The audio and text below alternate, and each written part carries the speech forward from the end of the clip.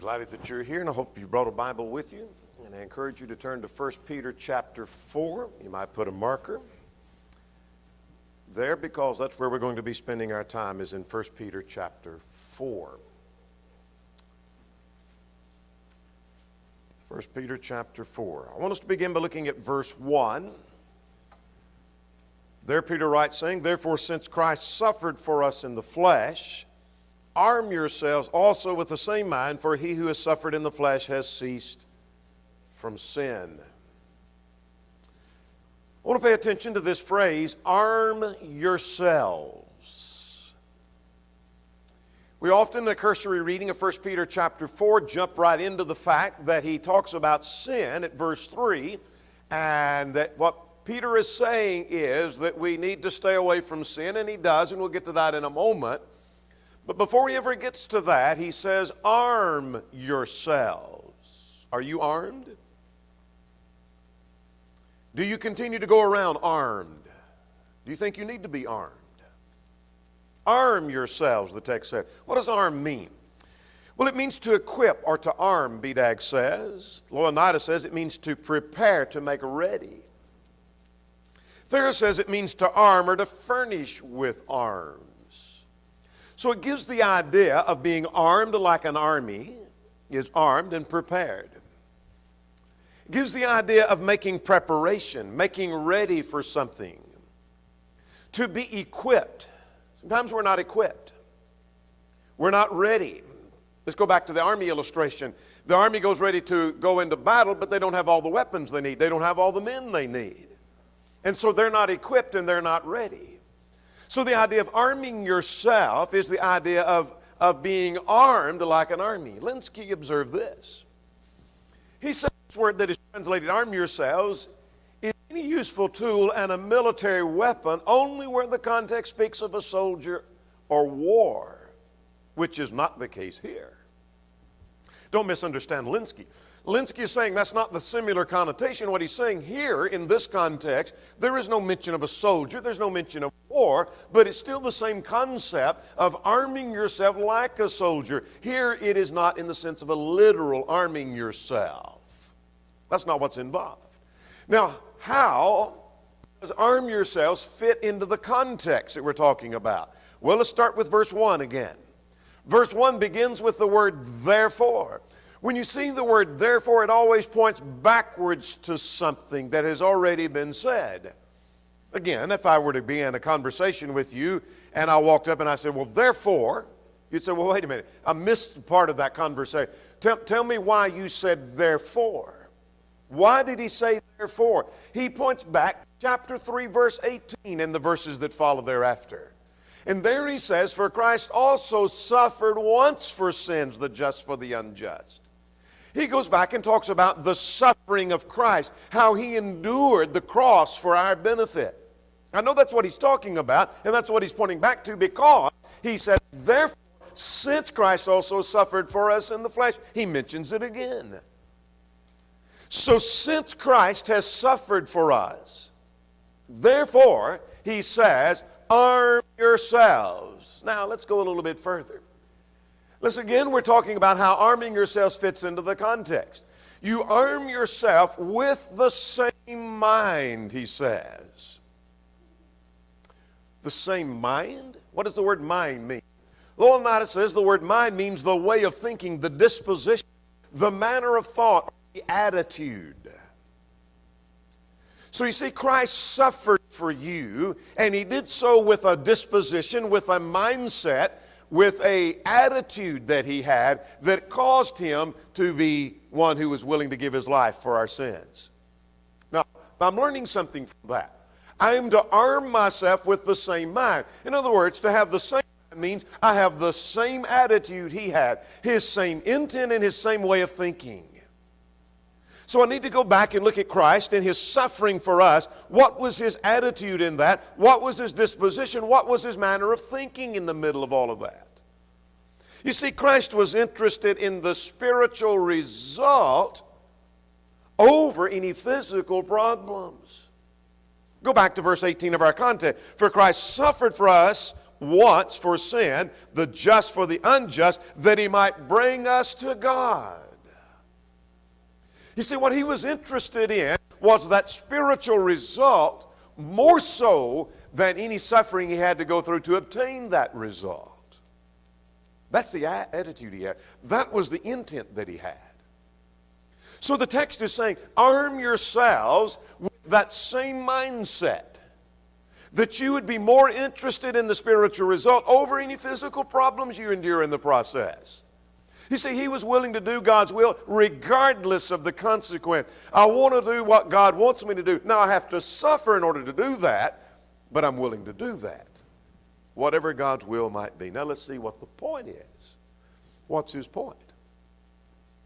Therefore, since Christ suffered for you in the flesh, for us in the flesh, arm yourselves with the same mind, he said. The point is, arm yourself with a spiritual mind, which is what Christ had. Arm yourself with spirituality. He is not saying arm yourselves with swords. He is not saying arm yourselves with guns. That's another circumstance. But in this context, arm yourself like a soldier would arm himself to go to battle, but you're arming yourself not with spears and guns and swords, but you're arming yourself with spirituality. The mindset that Jesus had, which was a spiritual mind. It's the same idea of Romans 6, verse 13. Yield your bodies as instruments of righteousness. That word instrument is from the same word, same concept. Footnote will say weapons. In other words, it's a tool or a weapon. So use your body as a tool for righteousness. So arm yourself with spirituality is the idea. So let's talk this morning about arming yourselves. Just like you think of a soldier arming himself. If he's going to go to battle, he needs an arm. He needs his spear, he needs his sword, or he needs in the modern time his rifle. He needs his gun. He needs to be ready to go and do the job he has to do. Arm yourselves. But when you arm yourselves, you're arming yourself with spirituality. You open up your case and you pull out spirituality, and now you're armed with the attitude of Christ. Now, what happens to those, or what is it that one does when they are armed with spirituality? When we're armed with spirituality, first of all, we're done with sin, verses 1 to 3. When you arm yourself, as per verse 1, you will be done with sin. Now let's see what he says about being done with sin. At verse 1 he says, for he who has suffered in the flesh has ceased from sin. That's not talking about Christ, talking about us, because Christ couldn't cease because there was no sin from which to cease. So he's talking about mankind. He's talking about God's people. And so he stopped sin. And so here's the first thing I'm learning, is that ceasing the sin precedes the suffering. That's the idea, or the persecution. It's not that when one goes through persecution, that's going to cause him to cease sin. When he suffers, that causes him to cease sin. I don't think that's the point. I think the point simply is that the one who ceased from sin, notice again the wording at verse 4, the one who has suffered in the flesh has ceased from sin. If they're suffering in the flesh, they're suffering because they did cease from sin. This is persecution, suffering for the cause of the Lord. Same idea in Romans chapter 6 and verse 1. Shall we continue in sin that grace may abound? No, he says, God forbid. Now with this new spiritual mindset, with this spiritual arming that we have, we're done with sin. We're not to continue in that. Same point made in 1 John 3 and in verse 6. The one that is born of God does not sin. Doesn't mean he never sins. It means he's done with sin in the sense he no longer continues to practice it. He's done with that. But let's go further in the same context. Still developing the idea of being done with sin. The one with the spiritual mindset views sin as a waste of time. Notice now starting with verse 3, and we'll come back to verse 2. He has spent enough time in sin, for we have spent enough of our past lifetime in doing the will of the Gentiles. At the point at which he becomes a Christian, at the point at which he obeys the gospel and seeks the forgiveness of his wrong in his life, he's viewing sin as a waste of time. I've wasted too much time in sin. I've wasted enough time doing the will of the Gentiles. Now verse 2. Verse 2, the rest of his time should be spent serving God. Go back to verse 2, that he should no longer live the rest of his time in the flesh for the lust of men, but for the will of God. You see, he views sin as a waste of time because of his new spiritual mindset. He's armed in Christ. And now that he's armed with this spirituality about him, the mindset that Christ has, he views sin as a waste of time. But we're not through. Let's go back again to verse 3. He fights sin in every form. He fights sin in all of its forms. Now, what do we mean by that? Well, he has a militant attitude towards sin now because he's armed. That's a military concept. He's armed. And he's going to fight. And so he's going to use his weapons against sin.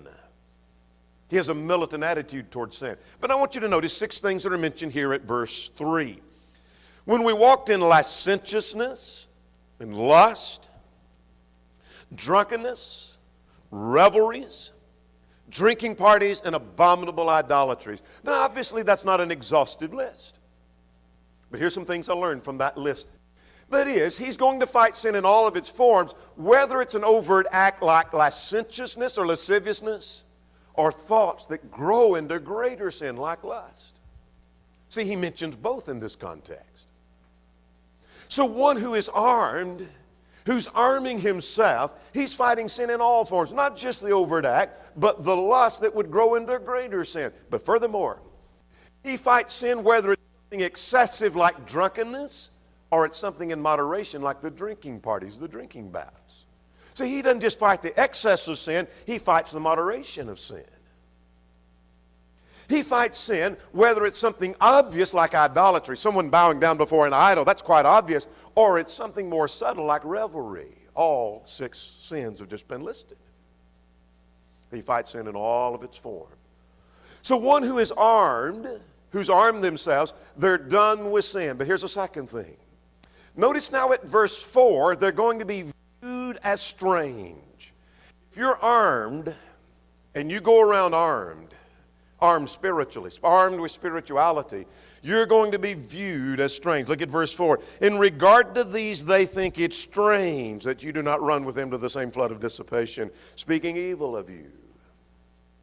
See, the world thinks you're strange. The same word is found at verse 12.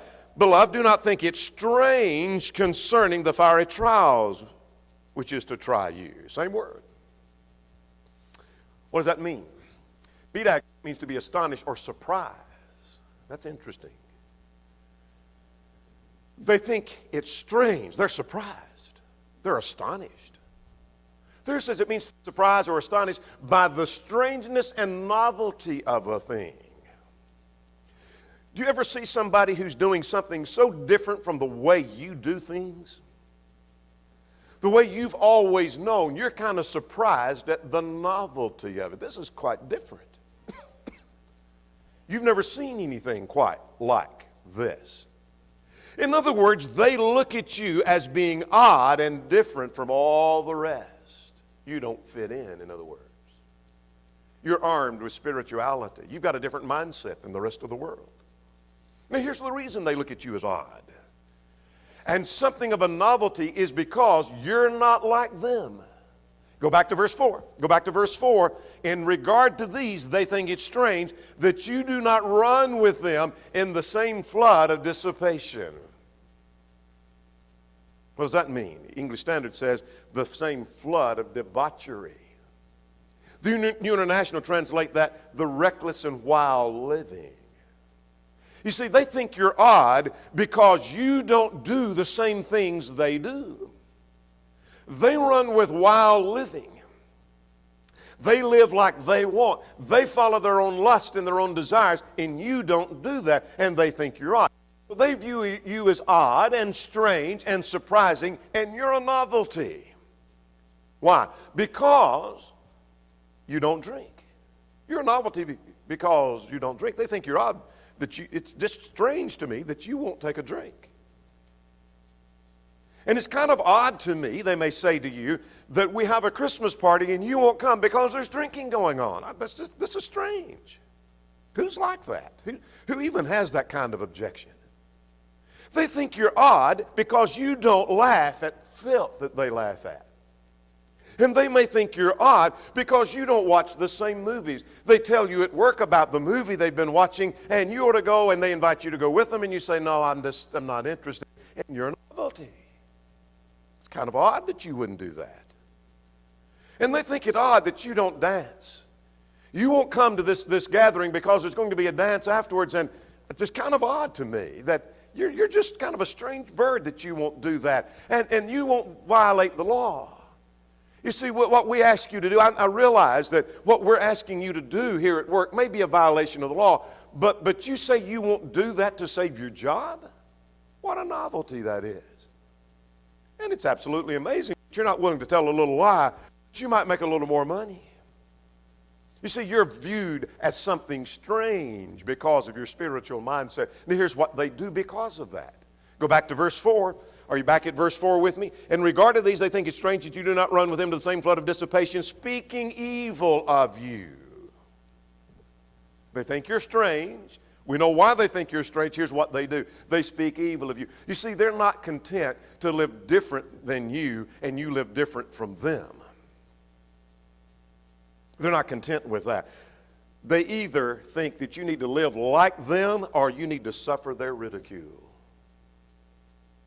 That happens in our current world all the time, not just with Christians.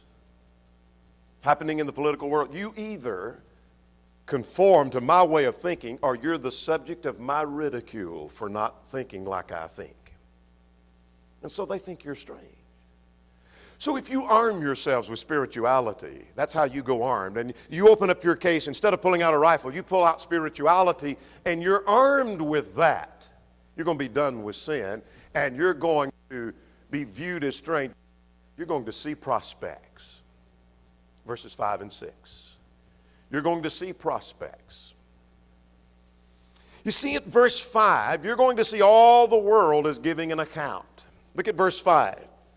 They will give an account to him who is ready to judge the living and the dead.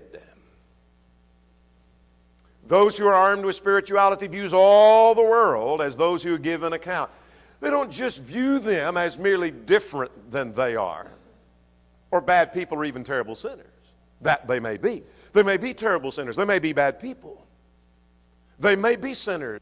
They may be different. But he views them as those who will stand in judgment and lose their soul. That's the vantage point. That's the view with which you see them. Instead of putting on glasses and viewing them through the lens of, these are just bad people I don't want to have anything to do with. The spiritual mindset puts on a different pair of glasses where you view them and you say, you know what? These are people who are going to face judgment. These are people, no matter how terrible they are, how ungodly they live, they're subject to judgment and will give an account for their souls. Now verse 6. Thus we take the gospel to them that they might live. Notice at verse 6. For this reason. For what reason? The reason given in verse 5 of standing before judgment. For this reason the gospel was preached also to those who are dead, that they might be judged according to men in the flesh, but live according to God in the Spirit. Now, let's stop and footnote. How and in what sense was the gospel preached to those that are dead? It's not the idea of going and preaching to those who are dead, who've died physically. I think he is talking about physical death here, that they might live. Some may think it's talking about spiritual death. But it's not saying they were dead at the time that the gospel was preached to them. That those who are now dead, the gospel had been preached to them while they were alive. And evidence of that would be over in 1 Peter chapter 3 and in verse 19. He went and preached to the spirits in prison. Not that they're in prison or in Hades now, at the time, or at the time they are now, but not at the time the gospel was preached to them. That's the point. So, but let's go back now to verse 6. The point is, because they stand before judgment, we take the gospel to them. They're viewed as prospects. Because we recognize, you see, the gospel has the power to convert them. The gospel is the power of God unto salvation.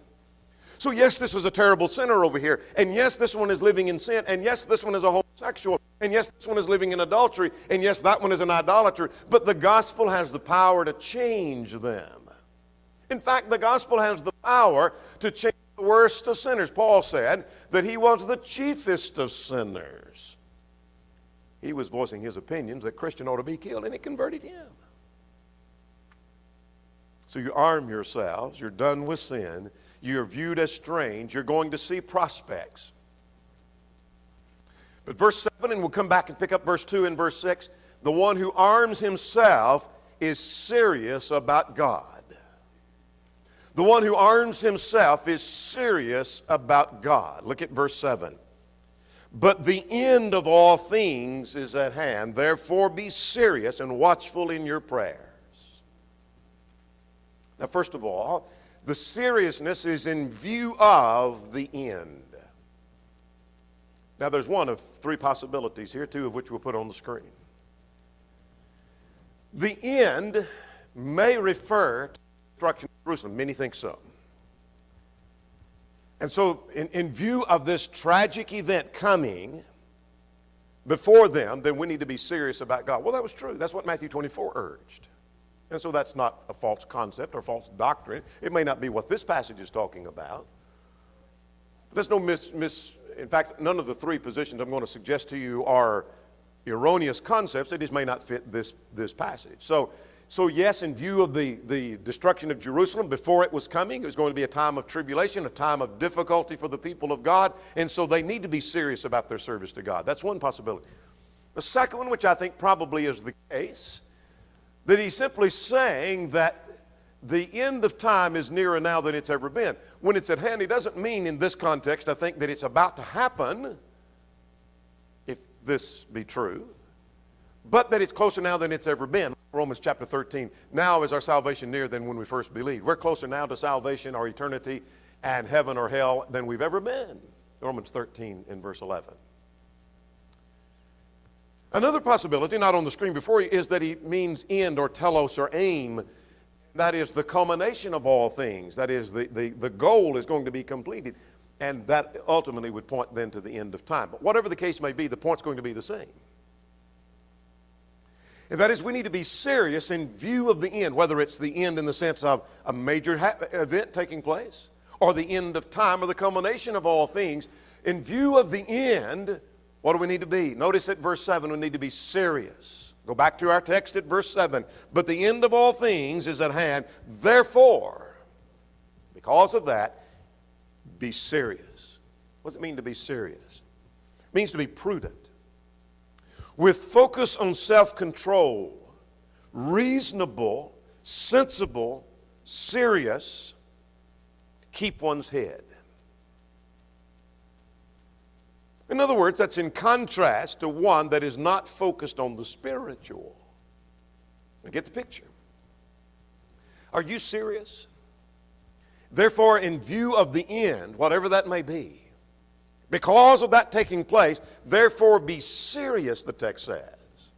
What does that mean to be serious?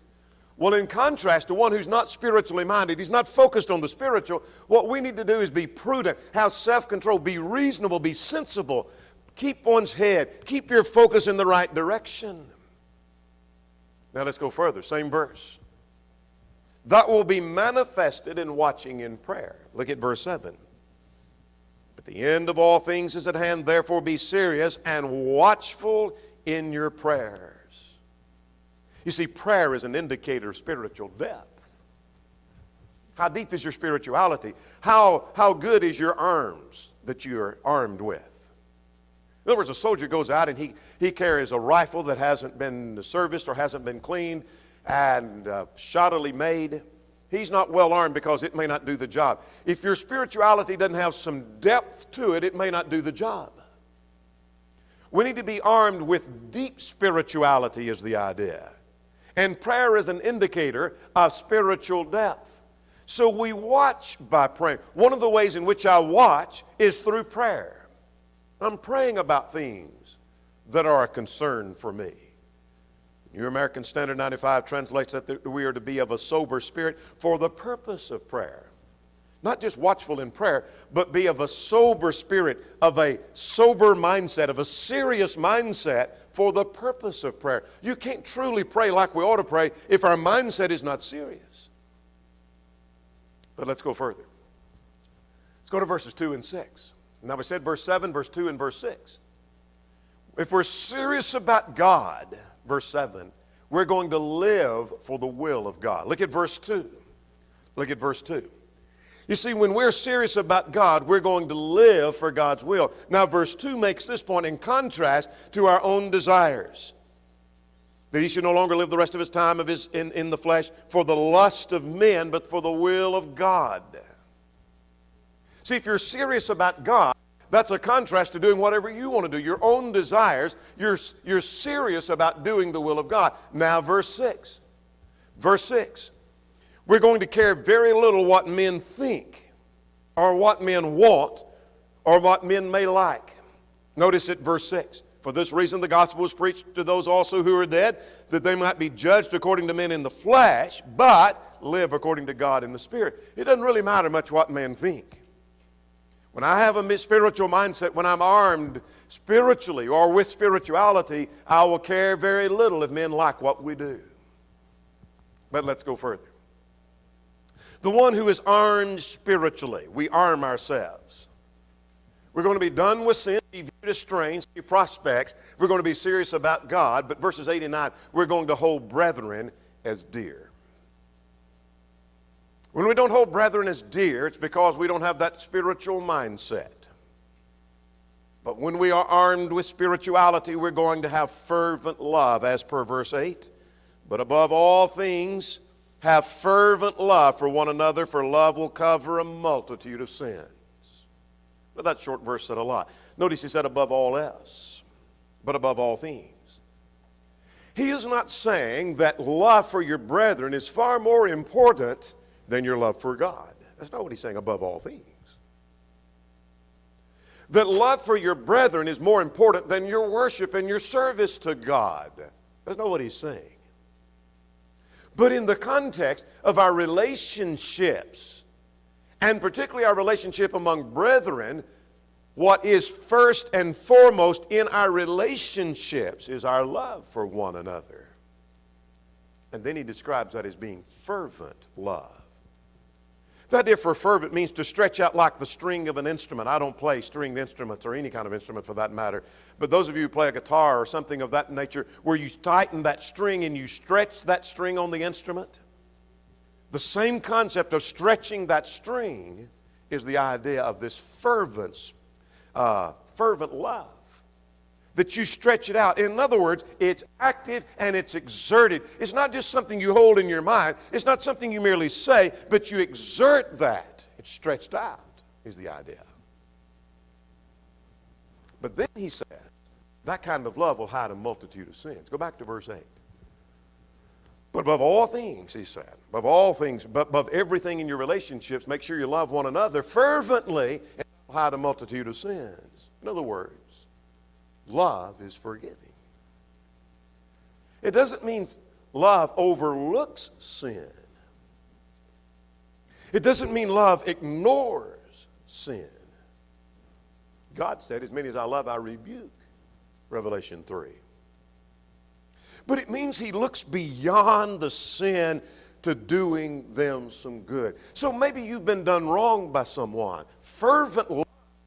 You look beyond the sin. Now, you're going to deal with the sin. Yes, that sin needs to be dealt with. It may need to be addressed. They may need to be rebuked. But you look beyond that of how you can do them some good. Maybe helping them overcome that sin. Let's look at Proverbs 10 and then verse 12. May serve as a commentary for that concept. Proverbs 10.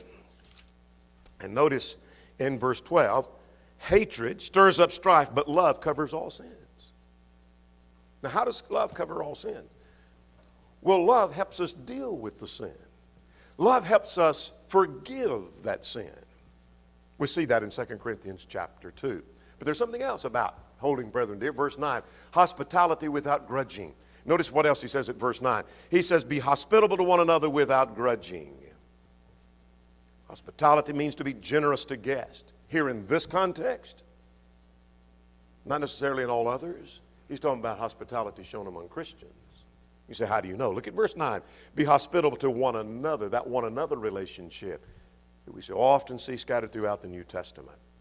Literally, the word hospitality means love of strangers. And perhaps he's talking about the custom of Christians traveling from one portion of the world to another, and as they would travel and need a place to stay, then show hospitality to your fellow Christian that you know to be a godly person, but you don't know who they are, really. You don't know much about them. And he said, do so without complaining about the inconvenience that may be for you. Hold brethren as dear. One who arms himself also prepared for hardships, verses 12 to 16. One who is armed is well prepared for hardships. A soldier who goes armed is prepared for whatever may come his way. He may not have to always use his weapon, but he's prepared for whatever hardships comes his way. You see, he prepares because this is common. Hardships are common. Look at verse 12. 1 Peter 4 and verse 12. Do not think it strange, that's the same word that we saw earlier as novelty, concerning the fiery trial which is about to try you, as though some strange thing has happened to you. In other words, it's common. In other words, all who live godly are going to suffer persecution, as Paul would tell Timothy. So prepare yourself for difficult days and challenges to your faith, because everybody faces challenges to their faith. So one who gets into the fray and then suddenly begins to bristle up, say, I wasn't expecting some kind of challenge to my faith at all. I wasn't expecting this. This is what is expected of soldiers. Arm yourselves and be ready, because it's very common. But that's not all he says. Look at verse 13. If you endure, you'll receive your crown, but rejoice to the extent that you partake of Christ's suffering. Now, why do I rejoice? I'm going to go through hardships, and you say I'm to rejoice over that? Not in that I'm suffering. There's two things I rejoice about. One is that it makes me in fellowship with Christ, because it makes me like him. I'm suffering like he did. I'm a partaker of his suffering. That when his glory is revealed, you may also be glad with exceeding joy. You're going to receive your reward if you endure. And so prepare for hardships, because it's common. Prepare for hardships, because if you endure, and you are prepared to endure, then you'll receive your reward. But then notice 14, 15, and 16. The ultimate goal is that God's going to be glorified in all of that. Notice verse 14. If you're reproached for the name of Christ, blessed are you. On their part, he is blasphemed, but on your part, he's glorified. In other words, people are ridiculing your service as a Christian. They make fun of you because of your being a novelty. They ridicule you for your stand for Christ. And in their mind, they're ridiculing God. But from God's vantage point, God's glorified because you stood firm. Look at verse 15. But let none of you suffer as an evildoer, or as an evildoer, or as a busybody in other men's matters. But if you suffer as a Christian, let him not be ashamed, but let him glorify God in this matter. God's glorified in that. One more point, and the lesson is yours. Let's look at verses 17 to 19. Verses 17 to 19. Not only is he done with sin and viewed as strange, sees prospects, serious about God, holds brethren as dear, prepared for hardships, but he's ready for judgment. The person who is armed is ready for judgment. If we haven't armed ourselves, we're not ready for judgment. Now I want you to notice verse 17 said, the time will come, or has come, the judgment must begin at the house of God. God will judge his own people. Perhaps he's talking about the destruction upon Jerusalem. And God's own people and God's own nation, God's going to judge. It didn't matter. We saw that all through the Old Testament. In other words, God didn't just judge Babylon and then judge Egypt, and he judged Tyre, and he judged other nations. But God also judged Israel, and he judged Judah. By judging, I mean he punished them for their sin. He punished them for their rebellion, just like he punished Egypt and Babylon and Syria and all the rest. Well, so here with the Jewish nation, what God's doing is God's bringing destruction upon the Jewish nation, his own people, because of their rebellion against him. So God will judge his own people. But now notice verse 18. Well, the rest of verse 17. And if it begins with us first, what will be the end of those who do not obey the gospel of God? Now verse 18. Now if the righteous one is scarcely saved, where will the ungodly and the sinner appear? So in other words, if the righteous are going to face judgment, if God's people face judgment, then where do then godly and the sinner stand? In other words, if God's going to be quite harsh, and that's not the word I should use, maybe God's going to be critical and judge very firmly those who are his own people, what do you think is going to happen to the one who is ungodly and disobedient and rebellious? That's the point of verses 18 and then in verse 19. So what I'm learning from verses 17 to 19 is those who are armed are well aware of the judgment and they strive to be ready. Remember back at verse 5, let's connect that back to verse 5. They recognize that God is ready to judge the living and the dead. There's an account that we have to give in the day of judgment. And those who are armed are well aware. They well understand that there is a judgment day coming and they strive to be ready. Are you armed? Would you consider yourself as being armed? Would you want to be a soldier and be out in a battle and suddenly the enemy comes and you look around in your case where you keep your gun and you look and the gun's not there? And you're unprepared. You're not armed. You're not ready. When you look in your case where you carry your spirituality, do you find spirituality? Are you armed with spirituality that you can lift it up and you're armed with spirituality? Those who are armed, this text says, are done with sin. They're going to be viewed as strange. They'll see prospects. They're going to be serious about God. They hold their brethren dear. They're prepared for hardships, and they're ready for the judgment that is going to come. Do you have that same mindset that we see found here in this context? There may be one or more present who's not a Christian, who's not a child of God. Would you come believing that Jesus is the Christ, the Son of the living God? Would you repent of your sins, acknowledge your faith, and be buried in the waters of baptism for the remission of sins? If you're subject in any way, would you come? While together we stand and sing.